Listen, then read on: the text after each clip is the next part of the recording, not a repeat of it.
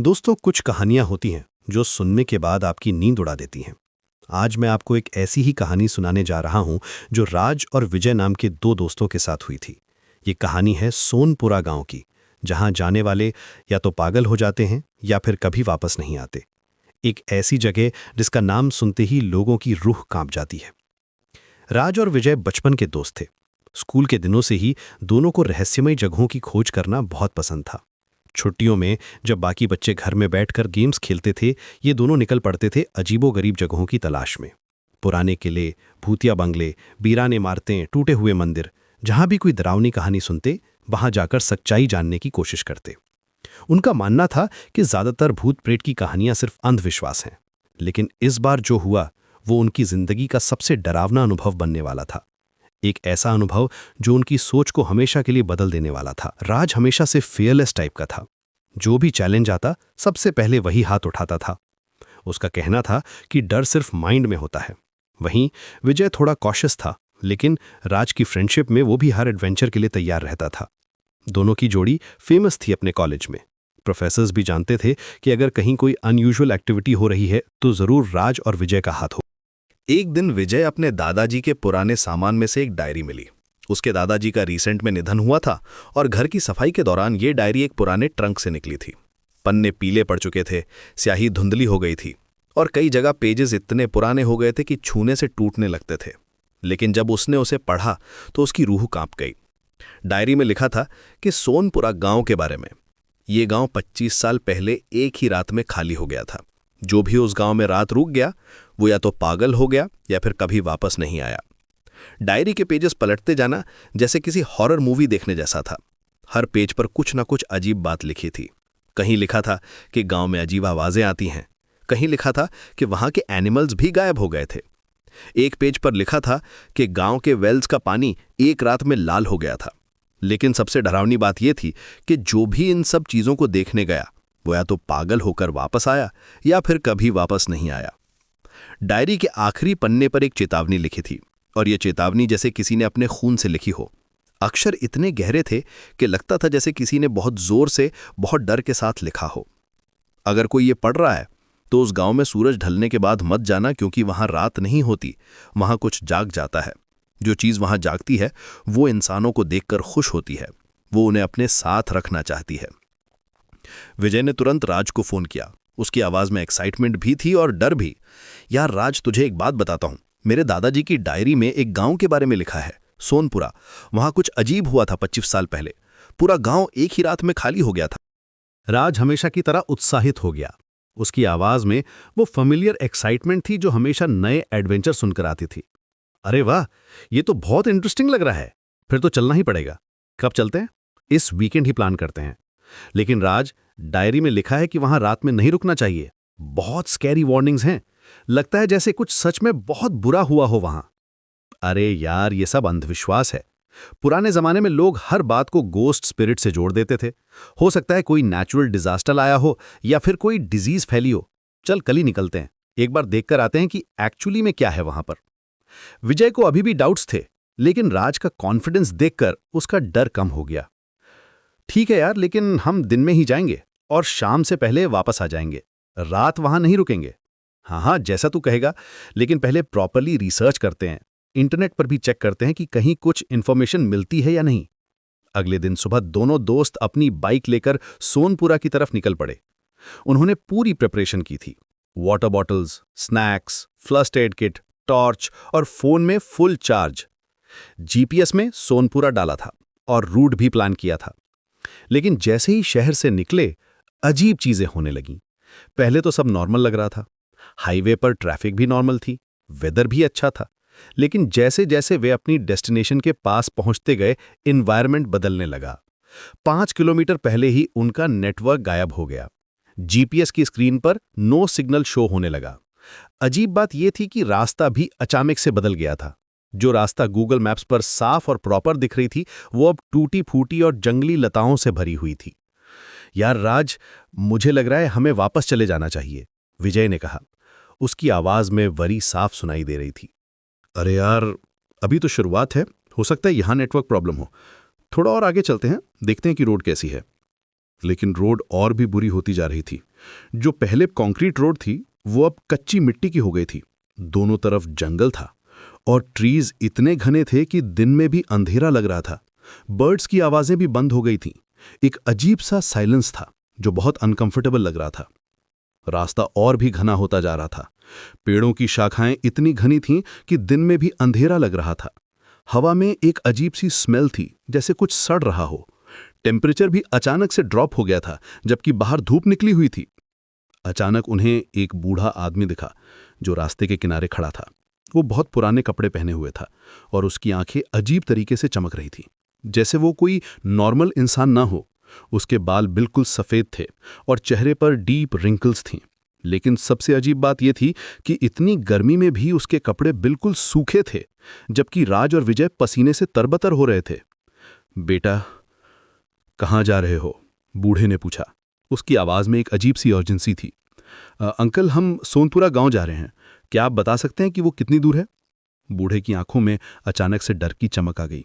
उसका चेहरा पेल हो गया, जैसे उसने कोई भूत दिखा हो। वापस लौट जाओ बेटा, आज अमावस की रात है। गांव आज फिर भूखा है, वहां मत जाओ। प्लीज मेरी बात मानो। क्या मतलब अंकल? भूखा मतलब क्या? विजय ने पूछा। उसकी क्यूरियोसिटी बढ़ गई थी। बूढ़े ने अपना हाथ उनकी तरफ बढ़ाया, जैसे उन्हें रोकने की कोशिश कर रहा हो। वो गांव कर्स्ड है बेटा। 25 साल पहले भी 2 लड़के गए थे। एक वापस आया था, लेकिन वो पागल हो गया था। दूसरा आज भी वहीं है, आज भी वहीं रहता है। लेकिन जब उन्होंने मुड़कर देखा तो बूढ़ा गायब था, जैसे वो कभी था ही नहीं। हवा में सिर्फ एक अजीब सी स्मेल रह गई थी, जैसे कोई बर्निंग स्मेल हो। यार, ये क्या था? विजय की आवाज में घबराहट थी। वो कैसे अचानक से गायब हो गया? पता नहीं यार, लेकिन अब तो और भी जानने का मन कर रहा है। कुछ तो अजीब है यहां। चल आगे चलते हैं। रास्ते में उन्हें और भी अजीब चीजें नजर आने लगी। कहीं कहीं पर पुराने साइन बोर्ड्स दिखे जो बिल्कुल फेडेड हो गए थे। एक बोर्ड पर सोनपुरा 2 किलोमीटर लिखा था, लेकिन राइटिंग इतनी पुरानी थी कि बेयरली रीडेबल थी। कुछ ट्रीज पर अजीब से मार्क्स थे, जैसे किसी ने नाखूनों से स्क्रैच किया हो। शाम के ठीक 6 बजे वे गांव में दाखिल हुए। जो नज़ारा उन्होंने देखा वो उनकी कल्पना से भी ज्यादा डरावना था। टूटे हुए घर, जली हुई दुकानें, एक मंदिर जो पूरी तरह से राख हो चुका था। गांव में एक आवाज तक नहीं थी। हवा भी जैसे रुक गई हो। कोई बर्ड्स नहीं थे, कोई इंसेक्ट्स नहीं थे, यहां तक कि हवा चलने की आवाज भी नहीं थी। घरों की हालत देखकर लगता था जैसे यहां कोई बहुत बड़ा डिजास्टर आया हो। कुछ घरों की दीवारें कंप्लीटली कोलैप्स हो गई थीं, कुछ के सिर्फ फाउंडेशंस बचे थे।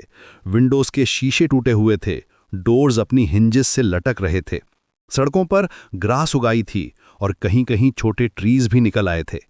गांव के बीच में कुआं था जिसके चारों तरफ लाल निशान बने हुए थे। ये निशान खून जैसे लग रहे थे, लेकिन सूख चुके थे। कुएं के पास जाकर जब उन्होंने अंदर झांका तो सिर्फ अंधेरा दिखा। पानी का कोई निशान नहीं था, लेकिन अंदर से एक अजीब सी स्मेल आ रही थी, जैसे कुछ सड़ रहा हो। राज, मुझे अच्छा नहीं लग रहा, विजय ने कहा। उसकी आवाज कांप रही थी। यहां कुछ बहुत गलत है, हमें वापस चले जाना चाहिए। यार, अब आई गए हैं तो एक रात रुक जाते हैं, देखते हैं क्या होता है। हो सकता है कुछ भी ना हो, सिर्फ एक अबैंडन्ड विलेज हो। उन्होंने रात बिताने के लिए एक घर चुना जो बाकियों से थोड़ा बेहतर लग रहा था। उसकी रूफ अभी भी इंटैक्ट थी और दीवारें भी ज्यादा डैमेज नहीं थी। लेकिन अंदर जाकर उन्होंने देखा कि दीवारों पर गहरे नाखून के निशान थे। ये निशान बहुत डीप थे, जैसे किसी ने बहुत जोर से दीवार को नोचा हो। ये क्या है यार? राज ने दीवार को छूते हुए कहा। ये मार्क्स कैसे बने हैं? पता नहीं, लेकिन ये निशान बहुत गहरे हैं। इंसान के नाखून इतने गहरे निशान नहीं बना सकते।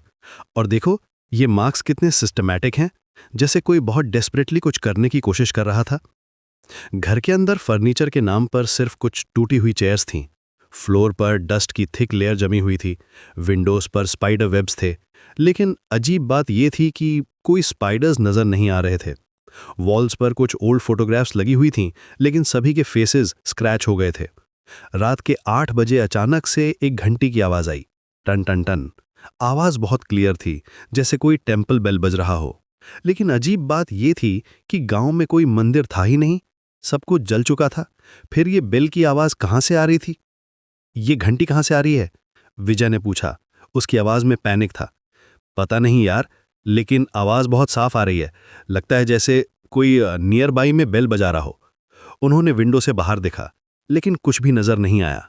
गांव में कंप्लीट डार्कनेस थी।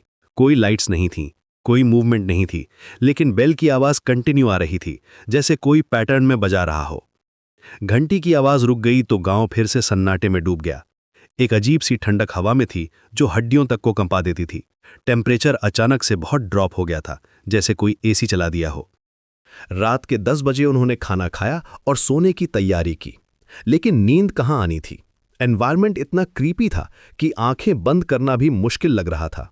दोनों जाग रहे थे और बाहर की आवाजों को सुन रहे थे। कभी कभी लगता था जैसे कोई फुटस्टेप्स की आवाज आ रही हो, लेकिन जब केयरफुली सुनते तो कुछ भी नहीं होता। रात के 11 बजे उन्हें लगा जैसे कोई उनके घर के चारों तरफ घूम रहा हो।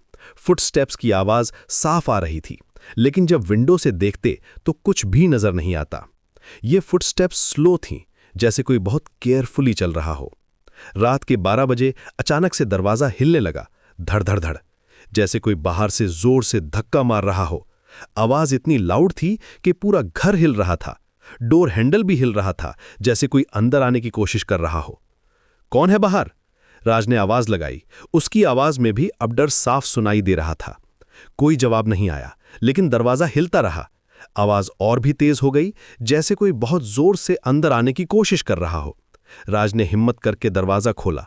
बाहर कोई नहीं था, लेकिन जमीन पर गीले पैरों के निशान थे जो बाहर से अंदर तक आ रहे थे। ये फुटप्रिंट्स बिल्कुल फ्रेश थे, जैसे अभी अभी कोई गया हो। सबसे अजीब बात यह थी कि ये फुटप्रिंट्स नॉर्मल साइज के नहीं थे, बहुत बड़े थे और शेप भी अजीब था। यार ये क्या है? ये पैरों के निशान कैसे अंदर तक आ गए? विजय की आवाज कांप रही थी। और देखो ये निशान कितने बड़े हैं, कोई नॉर्मल इंसान के नहीं लग रहे। पता नहीं यार, लेकिन ये निशान बिल्कुल ताजे हैं। अभी अभी कोई यहां था। उन्होंने फुटप्रिंट्स को फॉलो किया। ये निशान दूर से अंदर आकर डायरेक्टली उस रूम में जा रहे थे जहां वे बैठे थे, लेकिन रूम में कोई नहीं था। फुटप्रिंट्स अचानक से बीच में ही गायब हो गए थे, जैसे कोई हवा में उड़ गया हो। अचानक से चारों तरफ से एक आवाज आई, राज, विजय, बहुत समय बाद कोई आया है। आवाज मल्टीपल डायरेक्शन से आ रही थी, जैसे कई लोग एक साथ बोल रहे हों, लेकिन सबकी आवाज सेम थी। दोनों दोस्त एक दूसरे को देखने लगे। आवाज कहां से आ रही थी ये समझ नहीं आ रहा था। लगता था जैसे पूरा गांव बोल रहा हो। कौन है? कहां हो तुम? राज ने चिल्लाकर पूछा। उसकी आवाज एको हो रही थी। हम यहीं हैं राज, हम हमेशा यहीं रहते हैं। तुम लोग बहुत दिन बाद आए हो, हमें बहुत खुशी हुई है। आवाज में एक अजीब सी हैप्पीनेस थी, लेकिन वो हैप्पीनेस स्केरी लग रही थी, जैसे कोई बहुत हंग्री हो और उसे खाना मिल गया हो। विजय की सांस तेज हो गई। यार यहां से भागना चाहिए, ये सब नॉर्मल नहीं है। लेकिन तभी खिड़की पर एक चेहरा दिखा, एक औरत का चेहरा जिसकी आंखें बिल्कुल काली थीं। कोई प्यूपल्स नहीं थे, सिर्फ डार्कनेस थी। उसके बाल बिखरे हुए थे और चेहरे पर स्ट्रेंज मार्क्स थे। सबसे डरावनी बात यह थी कि उसके मुंह से काली मिट्टी टपक रही थी, जैसे वो कोई ग्रेव से निकली हो। सुबह होने से पहले एक को यहीं रहना होगा, उस औरत ने कहा। उसकी आवाज में कोई इमोशन नहीं थी, जैसे कोई रोबोट बोल रहा हो। दोनों दोस्त डर के मारे चीखने लगे।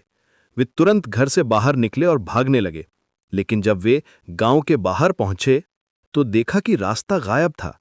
चारों तरफ सिर्फ गांव ही गांव था, जैसे पूरा गांव एक चक्र बन गया हो। जिधर भी जाते वहीं गांव के घर दिखते। यार ये क्या हो रहा है? रास्ता कहाँ गया? राज घबरा कर बोला।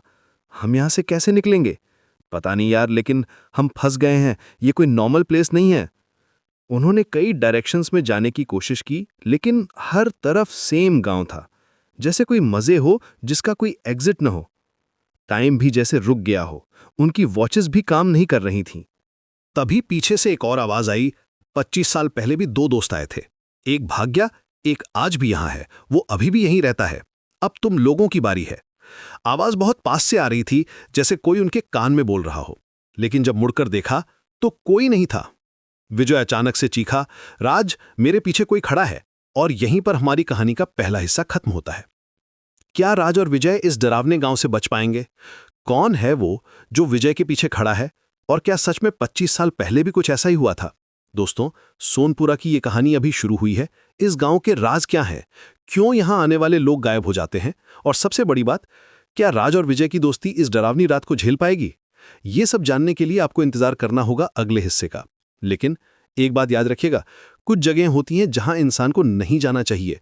कुछ रहस्य होते हैं जिन्हें सुलझाना खतरनाक होता है। राज और विजय ने भी यही गलती की थी। उन्होंने सोचा था कि ये सब अंधविश्वास है, लेकिन अब वे जान गए थे कि कुछ चीजें सच में होती हैं। कुछ जगहें सच में शापित होती हैं। सोनपुरा गांव का इतिहास बहुत पुराना था। कहते हैं कि यहां कभी बहुत खुशहाल लोग रहते थे। गांव में खुशी थी, प्रॉस्पेरिटी थी, लोग एक दूसरे से प्यार करते थे। लेकिन एक रात सब कुछ बदल गया। क्या हुआ था उस रात?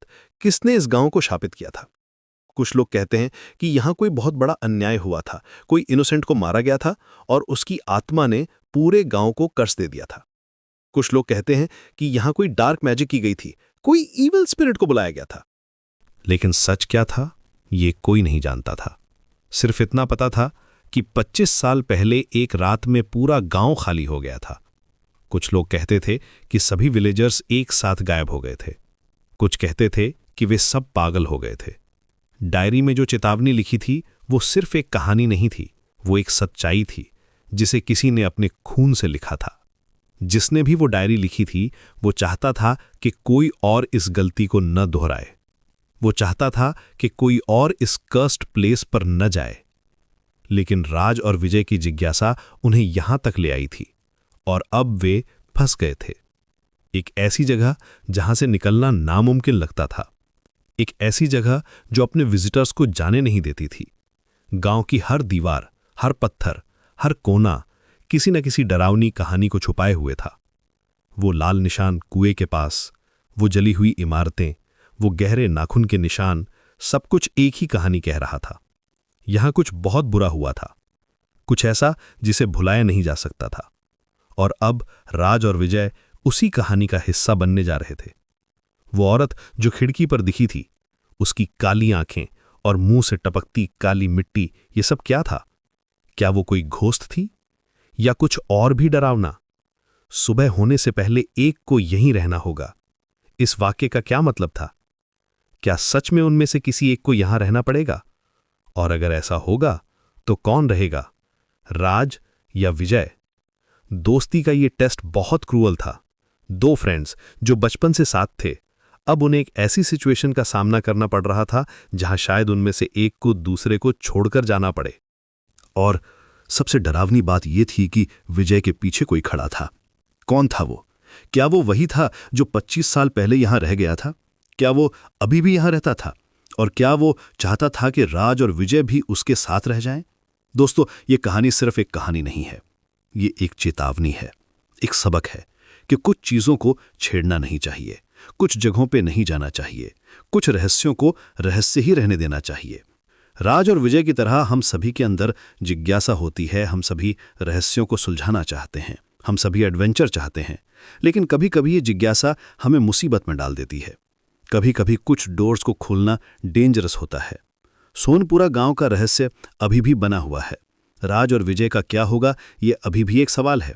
लेकिन एक बात पक्की है कि इस कहानी का अंत बहुत डरावना होने वाला है, क्योंकि जो जगह अपने विजिटर्स को जाने नहीं देती, वहां से बचना आसान नहीं होता। तो दोस्तों, अगली बार जब आप कोई पुरानी डायरी पढ़ें, किसी रहस्यमय जगह के बारे में सुने, तो याद रखिएगा राज और विजय की कहानी। कभी कभी अनजान रास्तों पर ना चलना ही बेहतर होता है। कभी कभी क्यूरियोसिटी की बजाय कॉशन को चूज करना ही स्मार्ट होता है। सोनपुरा की ये कहानी यहीं रुकती है, लेकिन राज और विजय का डर अभी भी जारी है। उनकी सांसें तेज हैं, उनका दिल जोर से धड़क रहा है। वे जानते हैं कि अब कुछ भी हो सकता है। क्या वे बच पाएंगे? क्या वे इस शापित गांव से निकल पाएंगे? या फिर वे भी उन लोगों में शामिल हो जाएंगे जो यहां हमेशा के लिए रह गए? इन सभी सवालों के जवाब मिलेंगे अगले हिस्से में। तब तक के लिए सावधान रहिएगा। कुछ कहानियां सिर्फ कहानियां नहीं होती, कुछ वार्निंग्स को सीरियस नहीं लेना चाहिए और कुछ जगहों से दूर ही रहना बेहतर होता है।